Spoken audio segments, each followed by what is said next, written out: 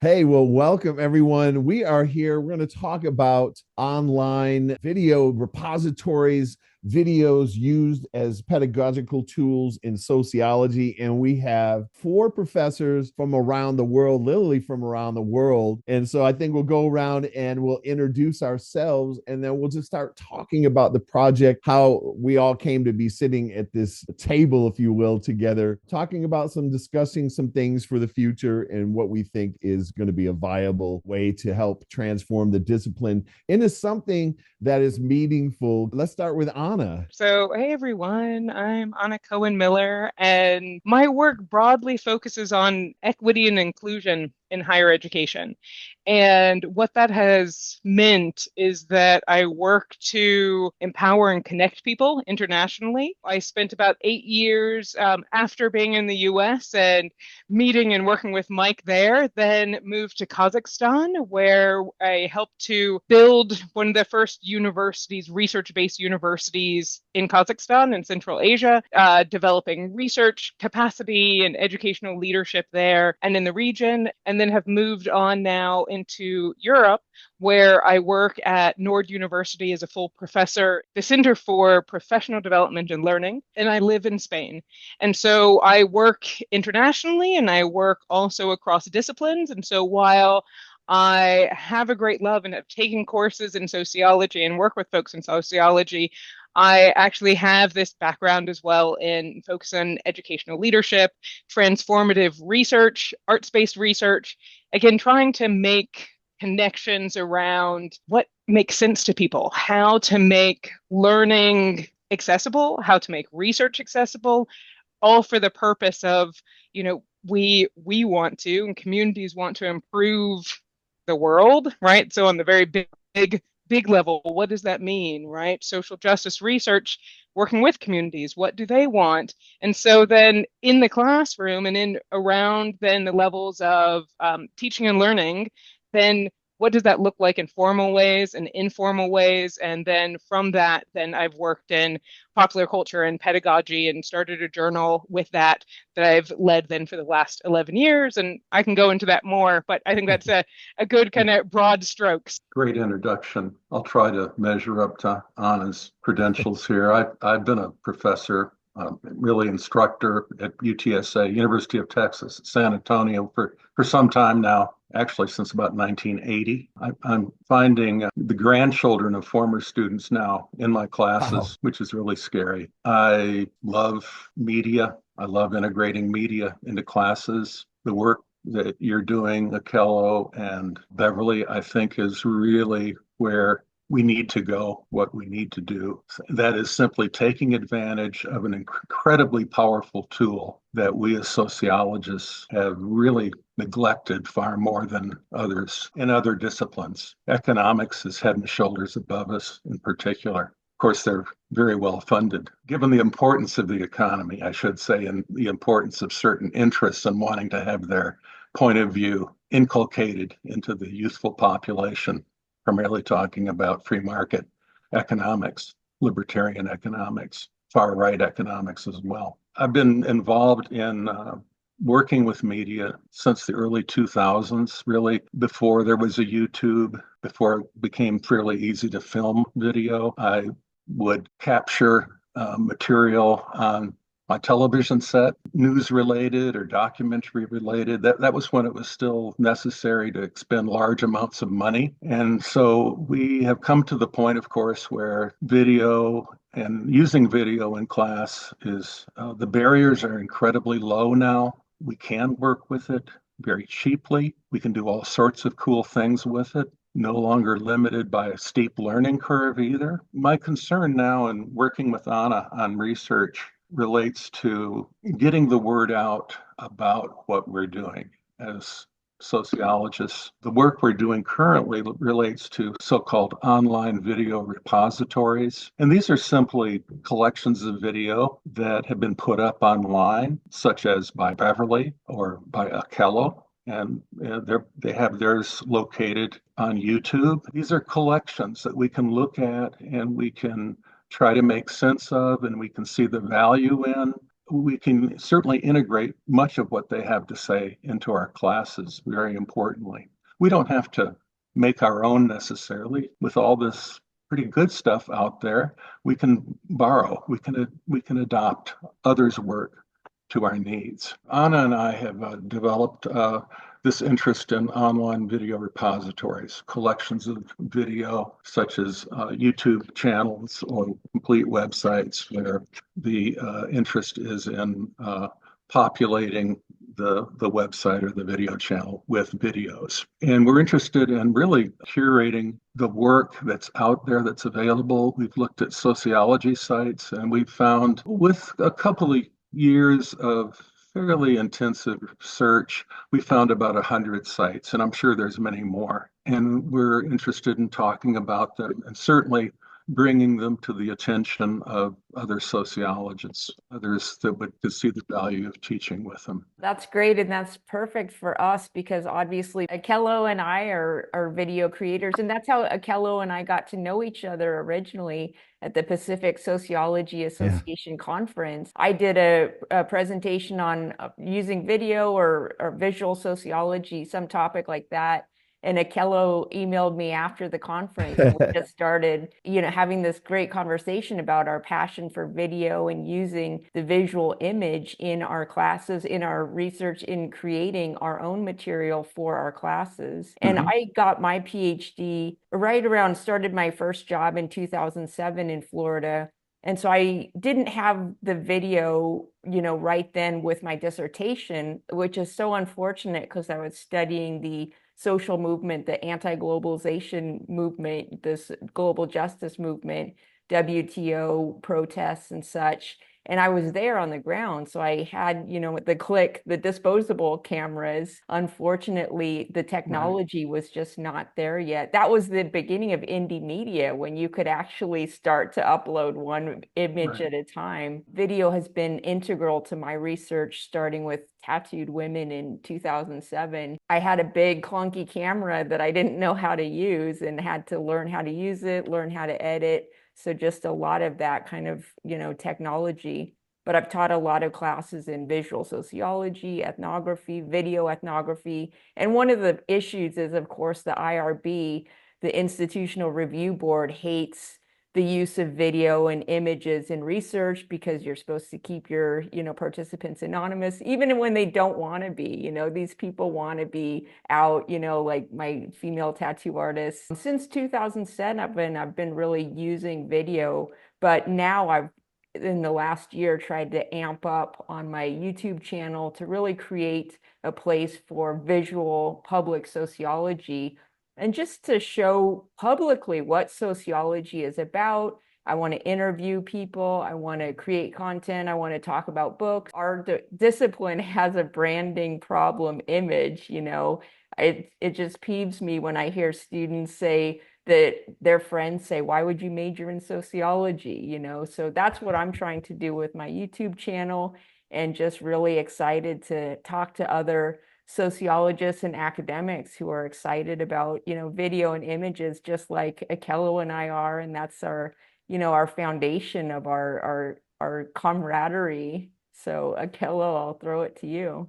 That was great. I still remember the presentation that you gave on the documentary. And so what I did was I used video in this project, and I videotaped all the interviews, and I videotaped a lot of field work. I went to tattoo conventions, I went to tattoo shops. And she used Prezi for the first time, and everyone else was using PowerPoint. I was like, oh my God, I've got to reach out to her, because as you all well know, that there is really a range of technical competency in the discipline of sociology. There are some really hard academicians that are not really that interested in video. I started teaching in 2001. I used to teach at 3 different colleges here in LA. I am like a professional adjunct, because along the way, I realized that I also enjoy film production and that side of things. And so I've been able to balance the two. And Akello, can I add something?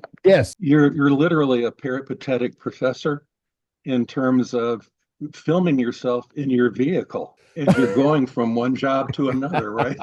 Absolutely. As Whatever, you're commuting from one place to the you know, next. that was the reality of it for a long time. I would say I was strictly in on campus teaching, and then I was against online education. I just said it just wouldn't work. I don't know why I was so resistant, because I've always been really into tech and stuff, but I just didn't think it had a place. But I decided that if it's going to move in that direction, I'm going to move with it.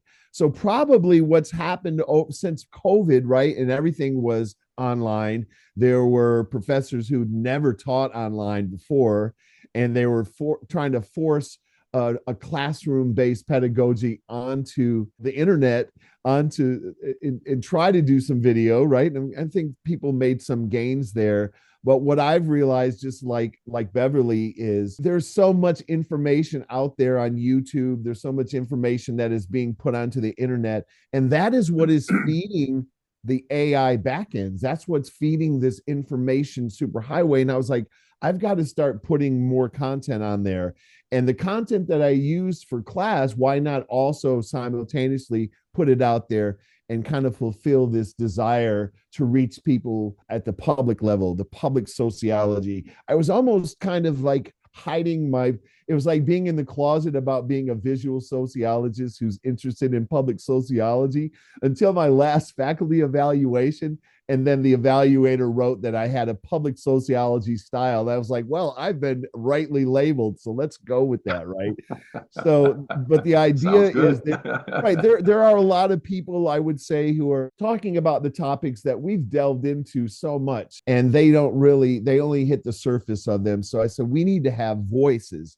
And what I also do in my classes, every class, is I teach students how to film themselves talking about sociology topics, not only filming, but also audio, be able to talk about topics like a podcast, because where else are they going to get it? This is higher education. So we are not only creating content, but we also have to inspire the future creation, so that we don't have a society of just consumers who are only taking in information. Us being on the creator side of things, but then you also you have to have curation, and you also have to have consumption. And there is a relationship between all of those. With this system, I know there's great curation. There's great amount of time and effort being able to find this content. And once you find the content, is there any type of evaluatory process to see this is really good, or is it just let's put it all together and let the viewer determine that? I'm addressing that very point this semester in my social stratification class. I have all the so-called online video repositories mapped out for what I think is relevant to the field. And I've asked students to select one of those online video repositories and, in effect, curate it, both in a quantitative sense, date, origin, how many, what kind of video and whatnot, but then also integrate an evaluative element, beyond the likes and whatever else is on YouTube in terms of commentary as well. Okay. Actually get into at least a couple of the videos, if not more, and talk about them from the sociological standpoint, from the standpoint of the concepts in the field of stratification. So I'm moving in that direction. Of course, in the papers that Anna and I have written and are writing, we do some of that as well. For example, among the 100 or so that we've discovered, if you will, in terms of sociology, we're strongly recommending Beverly's and your websites as very viable in the sense of showing the range of work that can be done by a sociologist in terms of interviewing, learning from other sociologists or others out in the field. In terms of book reviews, I know Beverly has done quite a bit of that. In terms of talking about your own research, we can learn all sorts of interesting, cool things from what you guys have done in the field. There's so much there to really address. And I think curation is a start. Without curation, who knows about it? Interesting fact, Teaching Sociology is the flagship journal in the field of sociology for teaching, right? It's the ASA Journal. They have only, in their history, they have only one online video site that they've ever talked about, the Sociological Cinema, back in 2012.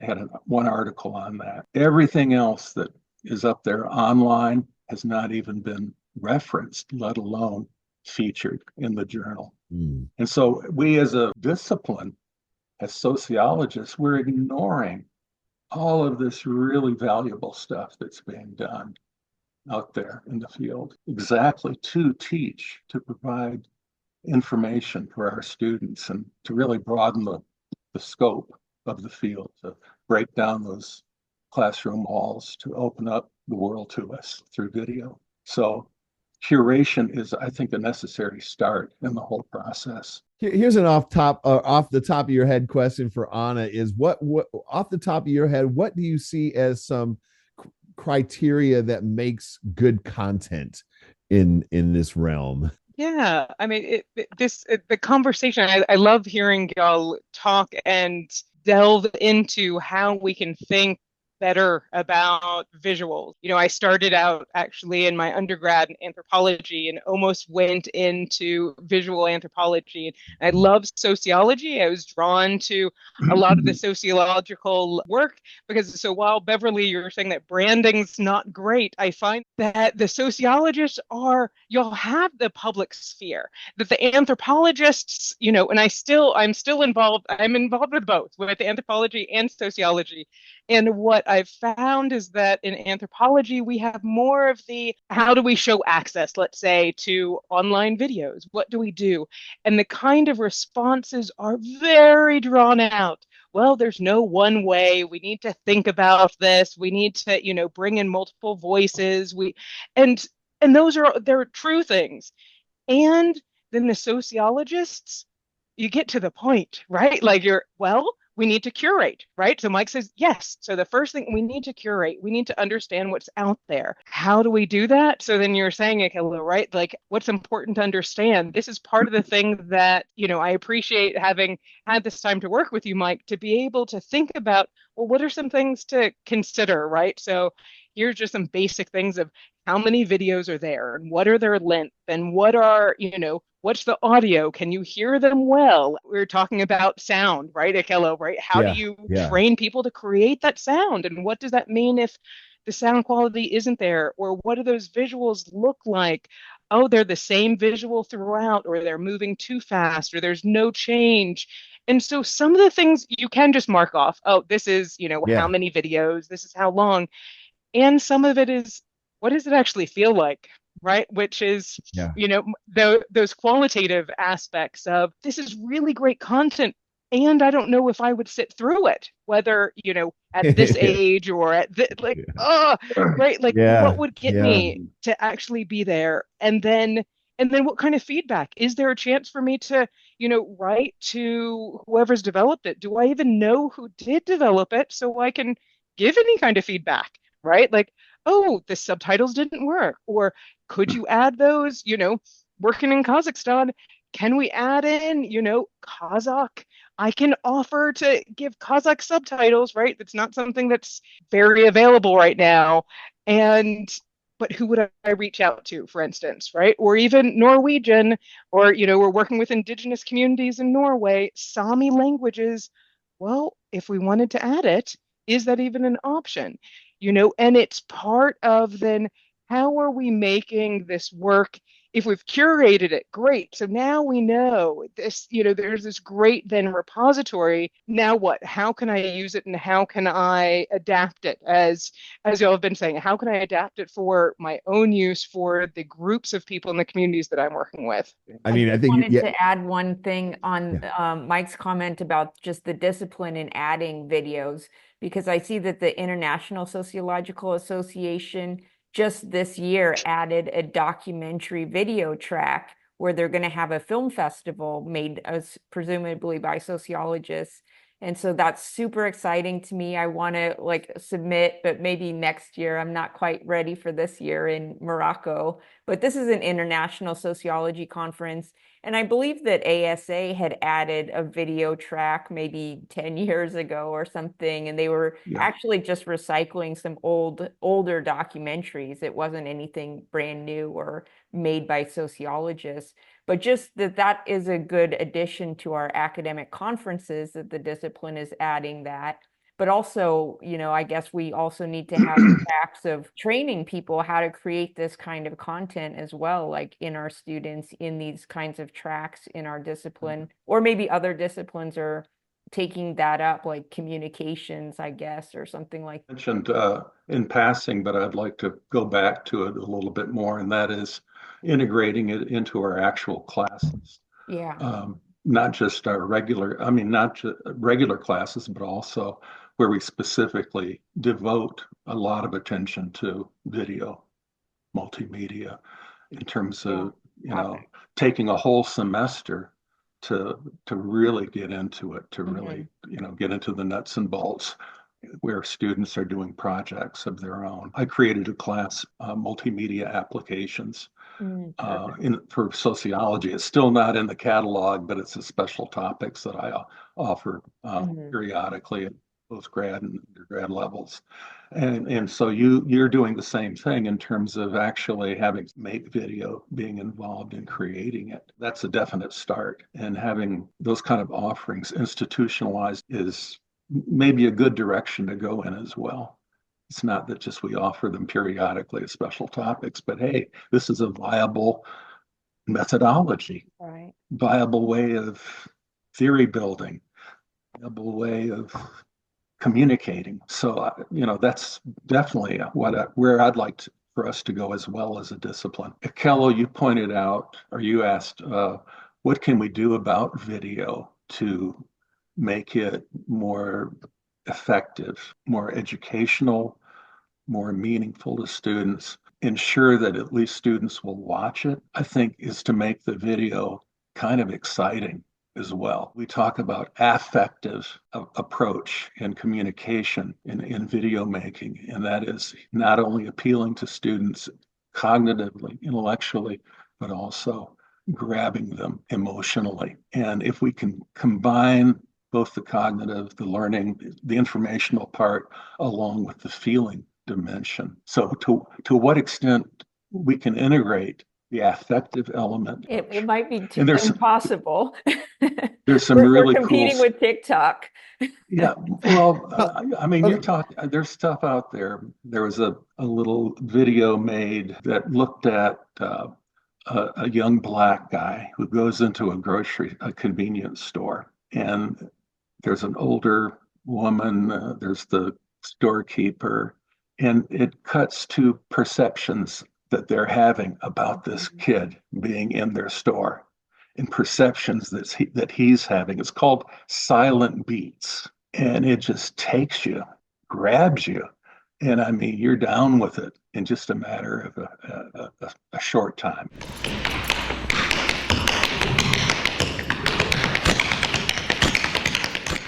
Feeling what he's feeling, it's getting a taste of it, feeling what they're feeling in terms of their paranoia, their suspicions, their suppositions they're making. Whenever we can delve into the affective realm along with the cognitive, I think we're really moving video toward a truly broader learning kind of goal. And I've outlined a number of affective videos in my work with social bookmarking, which is, by the way, is another great curation device for saving whatever you run across on the net. I've amassed all sorts of stuff. And of course, you index it through keywords. Maybe our students also would be more, the digital natives of being able to create these kinds of videos that are really impactful.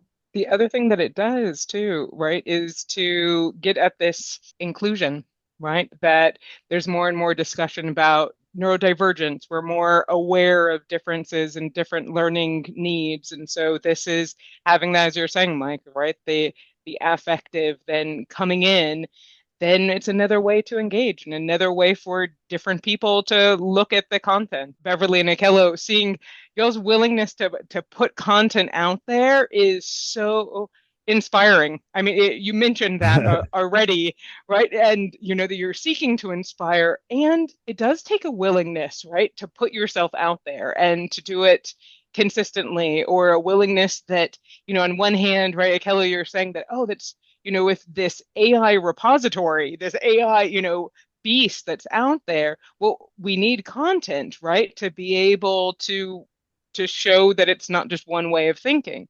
And so on one hand, you know, I could feel myself like, oh, that's right. Okay, I need to make content. And then it's like, oh, geez, this content will be a part of this. Maybe I have a question for y'all. How do you move through then that weight of you're creating content and it is meaningful, and what if it is, you know, it's used in a way it's not intended, right? Like this is concerns. What if people don't like it? What if they think Well, it's crap? Well, you know what? And those are great. And we're let's hold on to that for 1 second, because I didn't want to. I wanted to go back to the criteria that Anna talked about, which is something that it's heavy on my mind in terms of the evolution of what I create, right? So what is the length of the video? What is a good length? And I'm going really from, not from a research base, but more from experience with students and what they watch. Is it 3 minutes? Is it 30 minutes? Definitely not 30 minutes. Is 7 minutes too long? You know, I think it depends on what you're talking about, how fast you talk about it, and the movement. Like you said, Anna, the movement of the video. I've sat down and looked to see how many times are things moving in, let's say, a 1 minute video that you would see on social media.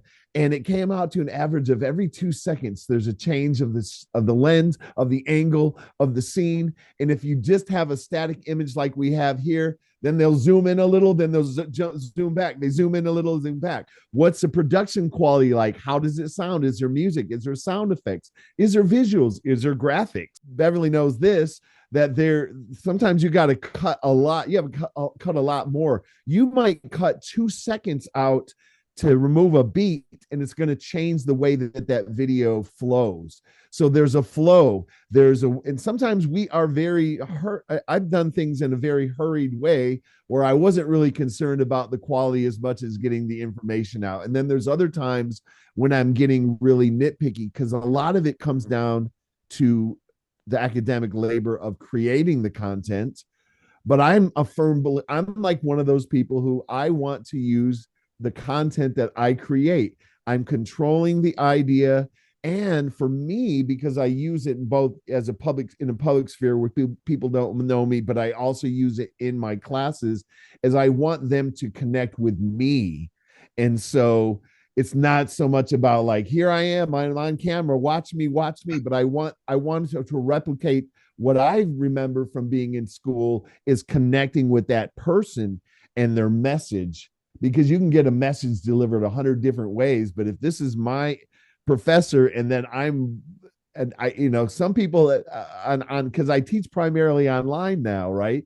And there's many students who they don't have any contact with their professor. The professors don't even email them back. There's no videos, there's no pictures. It's just reading and answering questions. And I'm like, I don't think that's what this medium was designed for. But I thought you really made some really good points about the you have the curation, and then you have to have a criteria. And I think the training goes into not only training people how to create their own content with these tools, right? But also training them to evaluate what is good content and what is content that's probably not going to be effective, rather than just throw it out there and then like hope it works, right? But because I'll look at something, I'm like, this moves too slow, or oh, this is way too long. And like, oh, there's almost sometimes a clumsiness that can be distracting in the message. Now you raise the concern about putting yourself out there. And me and Beverly were actually having a conversation before we all got on this morning about a video that she put out there and what happened with that. Go ahead and tell them about that. I think it's very relevant. I just posted a video responding to the story of how Florida International University, which was my first teaching job, just cut 22 classes from pertaining to identity, women's studies, ethnic studies from their core curriculum. And this is, of course, following the Florida state new law cutting back on focusing on these particular histories. And so I was responding, I made a 4-minute video responding to this story, adding my personal touch that was my first teaching job. I taught in women's studies in Florida. So these are exactly the kinds of classes that I would be teaching. And I knew, because I've posted lots of feminist content over my life, that, it gets a lot of hate. I posted the video, and indeed, this video got more comments than usual, which is a great thing. But of course, they're all hateful comments and lots of, dislikes and stuff like that. And that's just for mentioning women's studies, putting women's studies in the title. And also that means that these people, these trolls, are searching women's studies, woman. They're actually searching those key terms. So I just know, posting anything about especially feminism or women's studies in particular gets a lot of hate. And then, of course, LGBTQ or ethnic studies, race type books. So any of there's us, a lot of that teach hate. woke, so-called woke courses, Yeah. So it is just part of that, but yes. I have to just flip it and say, well, thanks for watching my video. You're adding to my watch time and you're adding to my engagement, and that's just, the way it is. So when you put yourself out there, of course, you're going to get some feedback, and a lot of it's hate based on that's the way social media, engages, especially on these particular topics. Yeah, it's a battlefield, and it's becoming increasingly so. And that is the discipline of sociology. We're talking about these tough, controversial, emotional topics. Whereas before, that battle was really largely unseen and maybe happened within the discipline between sociologists. Now if we use video, we're going to be interacting with the public. Right. And reading there's many in the public who if you get into introspection at all, you're going to have issues. And of course, the whole anti-woke movement. The corollary on the other side is the PragerU phenomena. PragerU is now being adopted statewide in Florida for consumption of grade school students. That's endorsed, where they give this highly idealized view, of course, of the U.S. history, the economy, and whatnot. And we're going to be getting these kids, and it's also being adopted in Texas, by the way. We're going to be getting these kids in our classroom who have been socialized, politically socialized in particular, through PragerU and other kinds of alt-right kinds of organizations. And hey, expect to see the battlefield in your classroom as well. Right.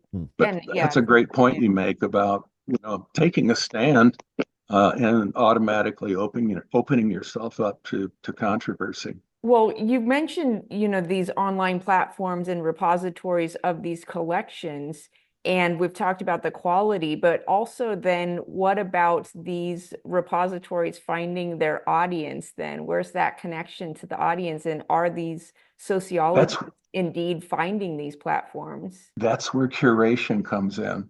Exactly, Beverly. And marketing. That's where work like, and marketing, work like what Anna and I are doing in terms of our research and our writing, opening these repositories up to the academia, sociologists or other disciplines, just simply making people aware that they're there. And of course, the stuff that's quality, you also want to provide appropriate recommendations. So that's a start in terms of the curation. And again, publishing it, I would think that the major publication in the field of teaching sociology should be very interested in playing a role in opening up the internet to sociology instructors as a source of in-class material, period. What about like, are there online communities or like more kind of engaged, interactive places where this can be Yeah, used? that's a great question. We had a wonderful video curation website called the Sociological Cinema. It was started back in 2010 by three grad students at University of Maryland. I guess over beers, they got together and mused how wonderful it would be to have some clips they could show in their classes. So this is like 15 years ago or so. And they said, by George, why don't we create such a resource? And so they set about creating this. It's still available online. They've curated at least 600 clips. It's mainly clips, and they user contributed by students and other faculty.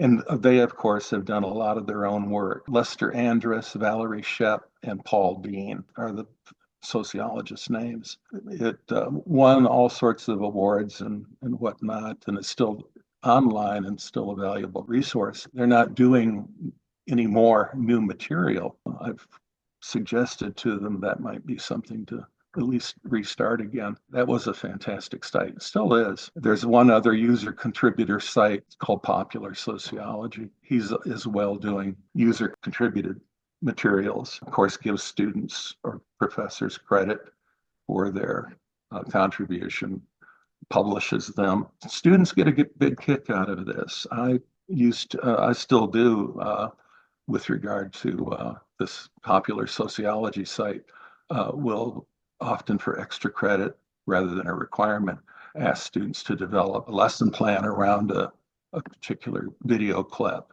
talking about its sociological relevance and how you could apply it in class. So those are two really valuable resources. And again, our flagship journal, Teaching Sociology, with the exception of the article on the sociological cinema, hasn't looked at internet video at all. I wanted to, because I know we are winding down. I knew this time would go really fast, but I want to throw this. I like to plant seeds. I don't know where they go or where they'll grow, but you're a troublemaker. Yes, exactly. I don't know if any of you have ever used a VR headset. Has anyone ever used that for anything? Tried I have to play never a game or anything. So okay, so I'm just telling you that this is what is evolving. And I think that there is great utility in this type of immersive video experience that particularly could lend itself to people to, okay, because I was working in diversity, equity, inclusion, and I just felt it was like the same thing that was being done like 10 or 20 years ago. There was no true experiential aspect to it that utilized the technology. And I envision being able to use VR technology to immerse people in experiences of the other without actually having to be there, but actually almost like sitting in a room with people dialoguing, and you're just watching. You're watching a video, but you're fully immersed. You've got to get a headset on. You've got to try something with a headset on. But that is where we are going. And I do have this concern that sociologists are going to miss the mark on the power of what that can provide people, in terms of understanding the perspectives of other people by being immersed in that experience. It sounds very esoteric and abstract, but I know that there is some relevance to that. And I just wanted to see what your thoughts were on that being 360 video, which is what they call it, right? There's some stuff out there on YouTube. You can even use your cell phone or whatever and move around and get the idea of it. But like how that could be an untapped resource, especially for Generation A learners. I need your references. I need to see what you're talking about a little bit more concretely. So in other words, you can put people through the VR apparatus and the tech they've got, the content they've got in that, into another person's shoes. Yeah, you could act. It's like you can literally make them empathetic, or you can put them in that the position of the, and you use the term other. Right. And I think for example, I think like the idea, I've been developing an idea for a little while, but if you're in a situation where you're witnessing a live panel of people talking about some things, right? You're not just looking at the person that's talking. You're able to see the reactions of other people. You're able to see those dynamics that when we edit things out and you don't know what happened, right? It's almost like the replication of a live experience where while people are talking, you're able to read nonverbals of everybody. And now it's just, again, it's for students, they're used to these VR. They're going to be used to VR headsets and things like that. And I feel like we need to entertain the idea of creating sociological content that harnesses that technology and sees that not as just a game, but something that could actually be an effective pedagogical tool that's not really being tapped into. Wow. Yeah, I'm blown away. Like I said, I think that would be a great tool. Yeah. To make use of. I was just gonna to add on to that. It's interesting to think about, right? What is that next step? What is that for developing content, right? As you're saying, Akello, and yeah, as an educational leader and as a mother of kids who are 9 and 13, this critical media literacy is something that has been on my mind for years and has been a focus also of the journal that I run as well. And also in my PhD at UTSA, one of my fellow colleagues in my cohort was interested in virtual reality. So years ago, virtual reality within like museums. And so these are things that you can do. Also, you can do it with the headsets, right? You can do it now with, the phone, and where you're looking at, what does that art piece look like if it came to life, right? Or additional information that you could find. The research is still developing in terms of virtual reality headset, displacement of understanding empathy, right? As you mentioned, Mike, you're saying, right, if you could feel that empathy, and then what does it mean for real world settings? What does that mean for, if you can then step into, if somebody else could then feel like, so one of the trolls who's saying that, this venom, right, if they can see what it feels like, would it actually change something? Would that, right? Like, yeah, I see Beverly, right? You're shaking your head. No, right? So what does it mean? And if that's, we're all folks who care about the world, right? Like we're looking to make these spaces and places better and more, bring people together, right? And so if that's the ultimate goal, then how do we get there? And then at the same time, or this is what comes to my mind, how do we get there and how do we work to not fall off track, right? So when we think about then AI, I know that there's other repositories that people are working on developing non-Western heteronormative databases that I guess are out there, but that's not primarily where AI is drawing from. And so how can we then as academics, as advocates, as activists, as people, help direct that? How do we direct VR for the good, right? Instead of something else. And creating those videos, I'll be really interested to see then, Akello and Beverly, if you're making these, right? Like, what does that mean? What does it mean for your students? And then what does that mean, for the curation? So Mike, as you're, continuing to add to this breadth of, amazing sites that you've brought together and found, what's coming forward? And then I can think for myself. So now in this, I'm working in professional development for faculty members.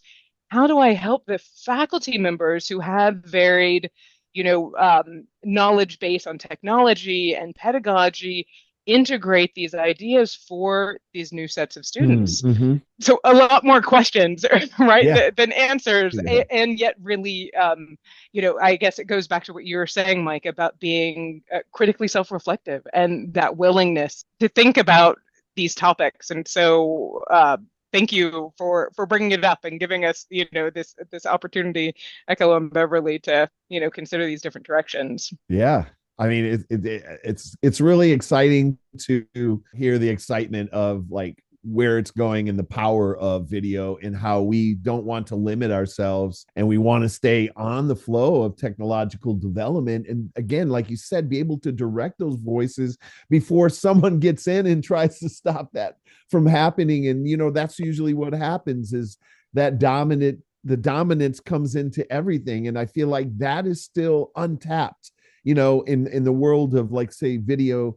It's still untapped. People still see VR as games, and mostly games where people are shooting each other up, which is true. But I know that there is some promise in that, and it'd be great to really kind of get the ball rolling, because it's only a matter of time before those kind of technologies are going to be adopted by the masses, right? It's kind of like the VCR, right? Remember, nobody had one, and then everybody had one, and now nobody has one.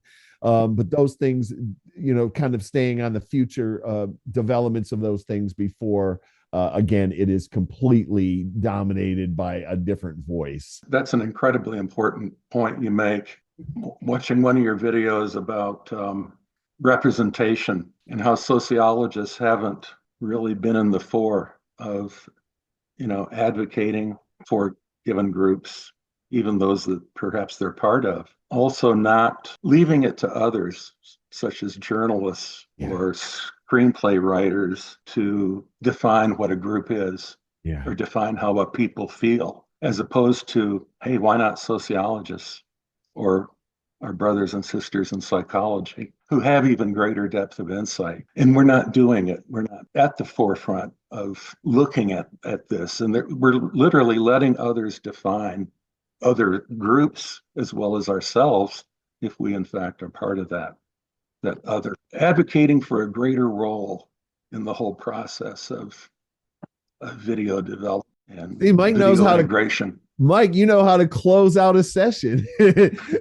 Anna started the pre-close, and you're doing the close, and then I'll have Beverly have the honors of doing the official closing of our session. It's been great talking with you, by the way.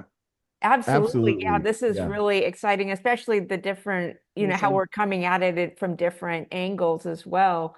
And especially, just for Akello and I to talk to you two from our different backgrounds and approaches to this topic. Are there any points that we didn't get to that you want to make sure to make about the research you're doing? If I may, one point is that these tools that Anna and I are looking at in terms of the online video system, curation tools are really valuable, and it just doesn't seem like they're being used in the field. I asked people about RSS, and they give me a blank stare, or social bookmarking services. I ask students every semester, I give them a 25-question student survey, and one of them is, how do you collect all this neat stuff that you find online? I usually get every answer, but the one that would really provide utility to them, and that is having a social bookmarking service that allows them, whatever device that they're on, to save it and then to index it by tags. But that's a key resource that is not being taught. Certainly it's not being taught in Texas. Students that come to UTSA, and I don't know to what extent it's being taught in other places. Social bookmarking and also RSS, really simple syndication where you link with a website that is producing material such as yours and Akello's video channels, and then everything that you put up on your video channel, I will get, and I'll be able to see it. And so to have that kind of archiving potential just through a simple technology. RSS has been around for about over 20 years. I'm sort of an advocate of that as well, combining those two curation strategies for your own personal use, developing your own personal learning network. Yeah, absolutely. Just that system that brings everything together. That you have at your disposal, that stays with you, that you can develop over time and use as a reservoir for materials for research papers or cat video you saw, 10 years ago and you wanted to show it again.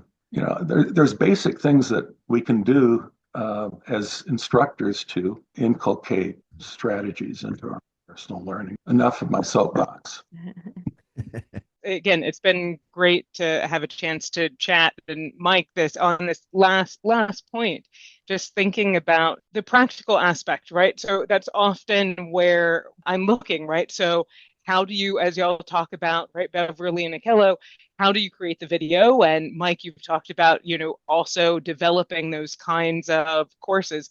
What does it actually look like? How do you move through folks saying things that, how do you respond or how do you delete that? So very practical. And then, I'm seeing a video perhaps in our future about a social bookmarking, right? Like, yeah, people don't know about it. So social bookmarking and RSS feeds, right? Like maybe that's a 3-minute video that, could be created, or it's longer, or it's something that then has the resources and here's some directions for it. This is one of the things that's been great working with you, Mike, that getting to have this really straightforward and direct ways that here's a bunch of sites. Here's this, here's somebody to connect with. Look, we're connecting with Beverly and Akello today.